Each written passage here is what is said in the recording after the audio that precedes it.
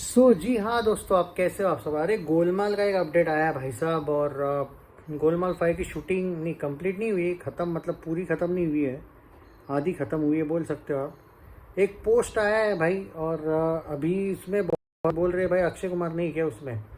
वो वाले पोस्ट में अक्षय कुमार नहीं है भाई, उसके पीछे लॉजिक है, मैं बता देता हूँ, सीधी बात है।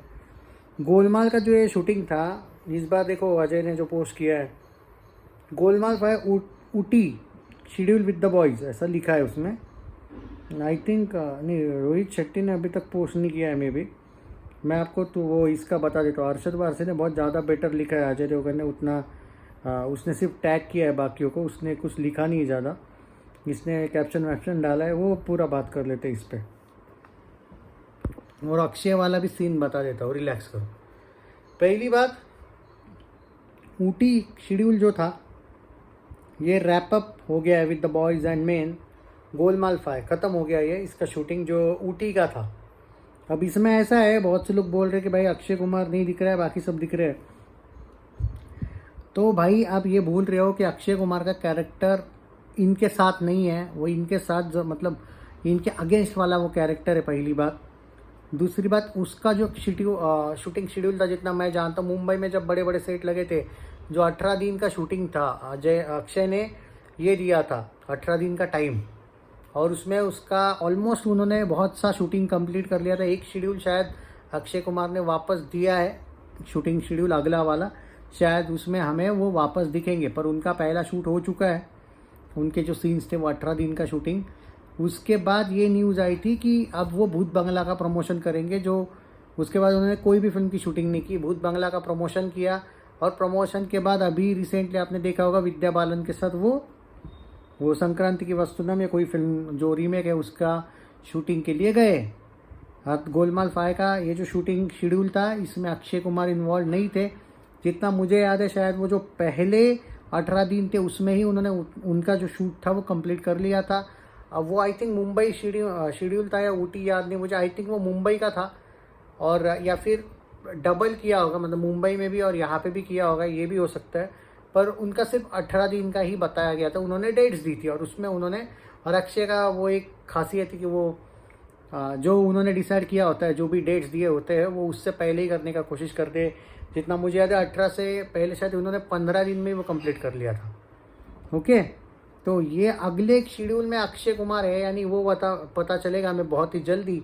और जैसा कि मैं पहले भी बोला हुआ आप लोगों को, रोहित शेट्टी की तैयारी है कि 2027 के फर्स्ट हाफ में है ये फिल्म हमें रिलीज़ होती हुई दिखने वाली है। ओके, सेकेंड हाफ वगैरह कुछ नहीं, फर्स्ट हाफ यानी कि जनवरी से लेके जून के बीच हमें देखने को ये मिलने वाली है फिल्म। और बहुत से लोग बोल रहे हैं भाई गोवा लकी है गोलमाल के लिए, क्या गोवा में जाएंगे या नहीं ये लोग। भाई ये शूटिंग शेड्यूल अगला कहाँ पे, ये तो बहुत जल्दी पता चल ही जाएगा। लेकिन गोलमाल 5 का ये जो ऊटी का शेड्यूल था वो ख़त्म हुआ है, फिल्म ख़त्म नहीं हुई है, फिल्म का जो शूटिंग है अभी बाकी है। एक आर्टिकल था जहाँ पे शायद ये गोवा में जाने की न्यूज़ थी। अब अभी तक तो ऐसी न्यूज़ नहीं आई है, पर बहुत ही जल्दी हमें पता चलेगी। ऑन सीरियस नोट दोस्तों, एक बात ज़रूर कहूँगा मैं, ये जो गोवा को लेके कि कोई भी फिल्म का शूटिंग भाई एक पर्टिकुलर रीजन में होने से फिल्म हिट होती है या नहीं होती है, ये सुपरस्टिशंस और अंधविश्वास में मैं बिलीव नहीं करता। अब स्क्रिप्ट अच्छी होगी तो भाई फिल्म चलेगी, बजट है बड़ा। अब तुमने अक्षय को भी लिया, अजय को भी लिया, दोनों की ही फीस 100 करोड़ गई होगी। 50-50 तो 60-40 तो डेफिनेटली लिए होंगे, क्योंकि जो लेटेस्ट अक्षय की जो फीस है वो 60 है, अजय की है वो 40 है। तो भाई अगर रोहित शेट्टी को आदत ही है बड़ा बजट करने की तो करने दो, फिल्म अच्छी होगी तो डेफिनेटली चलेगी। वरना एग्जाम्पल है ही सिंघम अगेन का, सर्कस मूवी का। फिल्म अच्छी होनी ही चाहिए तो ही चलेगी। आजकल की ऑडियंस को ये मत समझो कि नहीं बड़ा ब्रांड है तो चल ही जाएगा, ऐसा कुछ नहीं होता है। साजिद नाडियाडवाला ने सिर्फ एवरेज दिलवाने के लिए, हाउसफुल 5 के लिए कितने पापड़ पेले थे, और हाउसफुल 5 की वजह से साजिद नाडियाडवाला को नुकसान कितना हुआ है।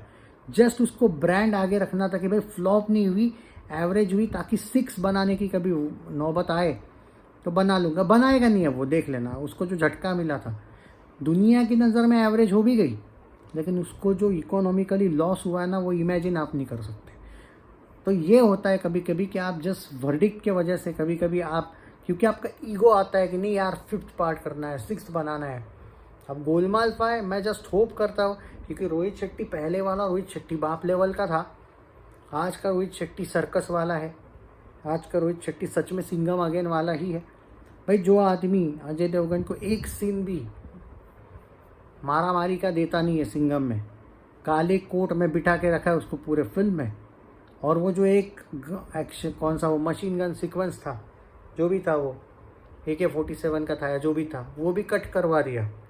तो इससे तुम क्या ज़्यादा एक्सपेक्ट कर सकते हो। अब वो रोहित शेट्टी को मैं पहले वाला एक्सपेक्टेशन नहीं रखता हूँ, बस होप करता हूँ कि चल जाए भाई, या फिर उतनी तो ताकत रखो कि साजिद नाडियाड वाला स्टाइल सेटिंग करवा पाओ कि भाई फ्लॉप भी हुई तो भी कुछ भी करके एवरेज दिलवा के रहेंगे। बॉक्स ऑफिस से सेटिंग करने से, थोड़ा पैसा खर्चा करने से हो पाता है, या फिर कंटेंट ही कुछ ऐसा रखो कि भाई बाप लेवल जाएगी फिल्म। तो मैं ये उम्मीद करता हूँ इस बार कि ये फिल्म सच में बाप लेवल जाए।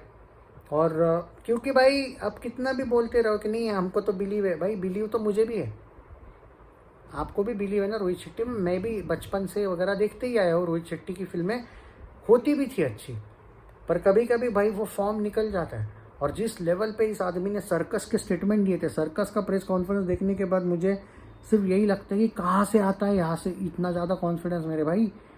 इस आदमी ने उस टाइम पे क्या बोला था मालूम है, आप गोलमाल भूल जाओगे सर्कस की वजह से। बिलीव नहीं ना मुझ पे, वो उसका इंटरव्यू देख लेना, पॉडकास्ट नहीं इंटरव्यू। सर्कस देख के बाद आप गोलमाल को, आपको गोलमाल वाली जो फीलिंग आएगी गोलमाल से बेटर फीलिंग आएगी। इसलिए मैं गोलमाल और सर्कस का एक यूनिवर्स बनाने भी गया था, वो तो एंड में वो फिल्म डिजास्टर गई। इसलिए भाई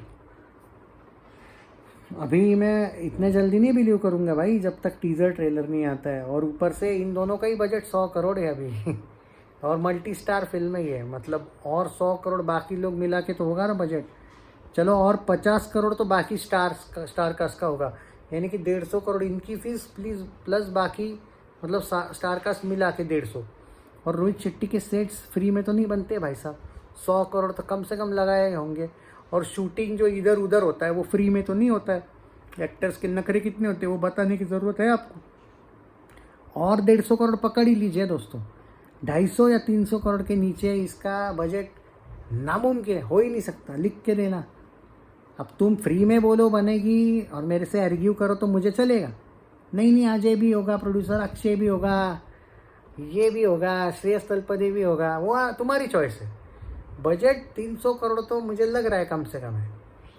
मोस्ट कॉस्टलीस्ट फ्रेंचाइजी का एडवर्टाइज जब किया था हाउसफुल 5 वालों ने, तभी मैं क्या बोला था, अभी तो बहुत होशियार से बता रहे कि 375 करोड़ का बजट है, बाद में कुछ ऐसा सेटिंग कर लेंगे सैटेलाइट वैटेलाइट का कि थोड़ा कम करेंगे बजट। कर दिया ना बाद में, 240 किया ना, कहाँ गए फिर वो 125 135 करोड़ कहाँ गए फिर। वो OTT दिखाया ना, इस बार वही होगा। पर वो OTT दिखा के भी क्या हुआ था, आखिर बजट 240, नेट में ट्रेड में कितना गया था हाउसफुल 5 165, प्रोड्यूसर ने कितना दिखाया 200 नेट, वर्ल्ड वाइड कितना दिखाया प्रोड्यूसर ने 300 world wide, 313 323 world wide gross. भाई बहुत पापड़ पहले तब एवरेज मिला था। तो रोहित शेट्टी को मैं यही बोलूँगा कि फिल्म का कंटेंट अच्छा तो अलग बात है, या फिर हाउसफुल 5 जैसा कंटेंट होगा बाय चांस, तो आप प्लीज़ वो आगे की सेटिंग भी करने की तैयारी रखिएगा और गोलमाल 5 को कम से कम एवरेज करवा दीजिएगा। अगर अच्छी ना हो फिल्म तो फ्लॉप ना होने दीजिएगा, वरना गोलमाल ख़त्म, लीगेसी ख़त्म उसकी। हाउसफुल 5 लीगेसी वैसे तो ख़त्म है, आप कभी 6 नहीं बनेगी, लेकिन दुनिया को दिखाने के लिए वो एंड में एवरेज दिखवा दिया था कि कल जाके अगर कोई काम नहीं रहा, जहाँ साजिद नाडियाड वालों को लगा कि चलो अब रिटायर नहीं होता हूँ, वापस एक कोई फिल्म बना लेता हूँ, अक्की तो 60 करोड़ के लिए रेडी है बैठा हुआ कि भाई उसको कोई घंटा फ़र्क नहीं पड़ता एवरेज जाए या फ्लॉप जाए, मैं तो रेडी हूँ भाई, मेरे को मेरा 60 करोड़ दे दो, फिल्म तो कुछ भी घटिया सा रोल भी मिल जाएगा तो I am happy with this.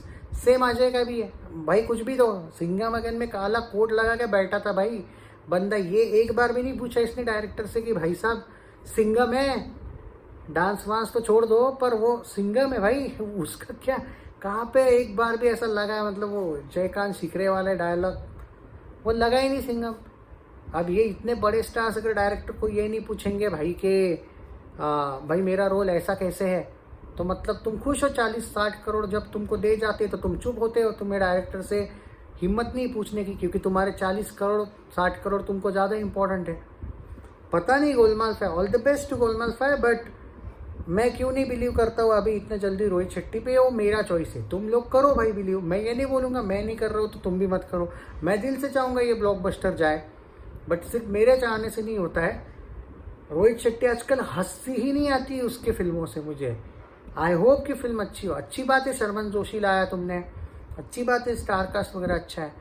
Priyamani क्या हंसाने वाली है ये मैं समझ नहीं पाया, लेकिन जो एक्ट्रेस इन्होंने ली है ठीक है, करते होप कि अच्छा होगा। All the best to Golmaal 5। Budget ज़्यादा है भाई, मेरा वही कहना है, तो वो थोड़ा सा बॉक्स ऑफिस के से सेटिंग करवा लेना भाई, क्योंकि मुझे थोड़ा डाउट है। थोड़ा सा एवरेज के लिए तो करवा ही लेना मेरे भाई।